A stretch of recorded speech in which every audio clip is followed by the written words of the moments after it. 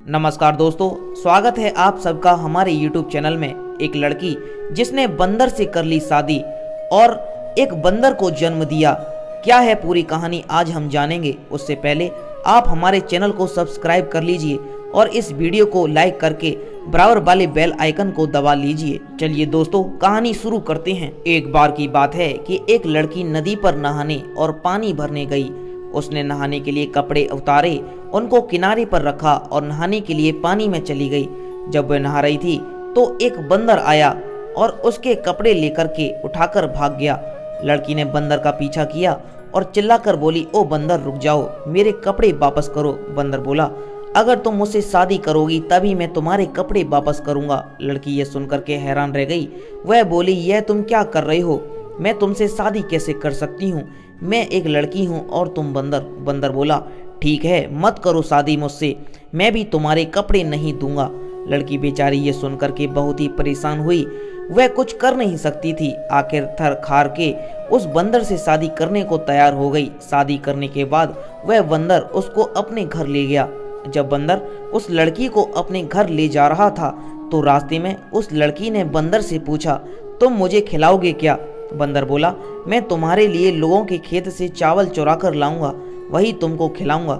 इस तरह वह लड़की बंदर के साथ रहने लगी। बंदर उस लड़की के लिए लोगों के खेतों से मक्का और चावल चुरा कर लाता था और वह उसे पकाती और खाती थी।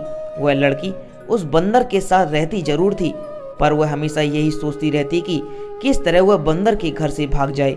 एक दिन जब उसका बंदर पति बाहर गया हुआ था तो उसने उसकी बूढ़ी माँ को, जो घर में रहती थी, उसे मार दिया। उसने उसकी खाल निकाल ली और खुद उसको पहनकर बैठ गई। जब बंदर घर वापस आया तो उसने माँ को देख करके उससे पूछा, माँ, मेरी पत्नी कहाँ है? उसकी पत्नी, जो उसकी माँ बनी बैठी थी, वो बोली, बेटा, मुझे क्या मालूम तेरी पत्नी कहाँ है, कहीं भाग तो नहीं गई? कहीं भाग गई होगी शायद। यह सुनकर के बंदर पति बहुत गुस्सा हुआ और बोला, तुमको नहीं पता कि मेरी पत्नी कहाँ भाग गई? अच्छा, तो ये है कि तुम भी भाग जाओ। और उसने उसको डंडे से कई बार पीटा। लड़की यह सुनकर बहुत खुश हुई और बोली, ठीक है, यदि तुम मुझे इस घर में नहीं देखना चाहते हो तो मैं अभी इस घर से चली जाती हूँ। और ये कहकर के वह लड़की जितनी तेज भाग सकती थी उतनी तेज वहाँ से भाग निकली। भागते भागते वह अपने भाइयों के घर आ पहुंची और सारा हाल उसने अपने भाइयों को बताया। यह सब सुनकर के उसके भाई भी बहुत गुस्सा हुए और बहन के बंदर पति को अपनी बंदूक से गोली मारने चल दिए, पर वह बंदर पति उनको कहीं मिला ही नहीं। वे उसको मारे बिना ही वापस लौट आए। कुछ दिनों बाद उस लड़की के बच्चा हुआ।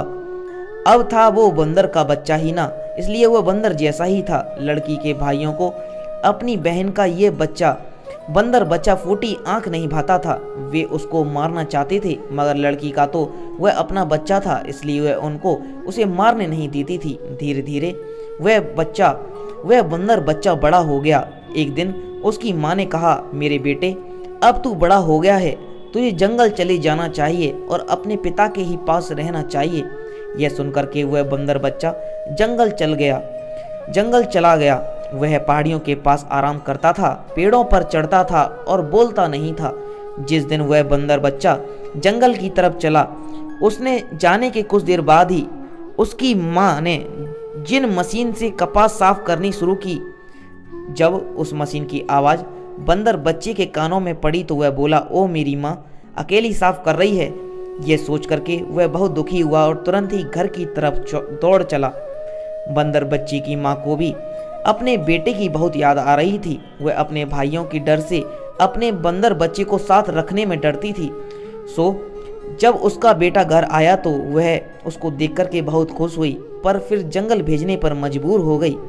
अगले दिन उसने फिर बंदर बच्चे को जंगल भेज दिया और उसी दिन उसने कपास साफ करने वाली मशीन नहीं चलाई। बंदर का बच्चा जब पेड़ पर चढ़ा तो उसने जिन की आवाज़ नहीं सुन पाई और फिर हमेशा के लिए जंगल की तरफ चला गया। एक लड़की जिसने बंदर से कर ली शादी। यह कहानी आपको कैसी लगी?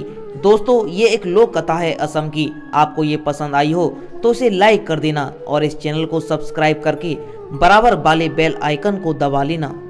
धन्यवाद।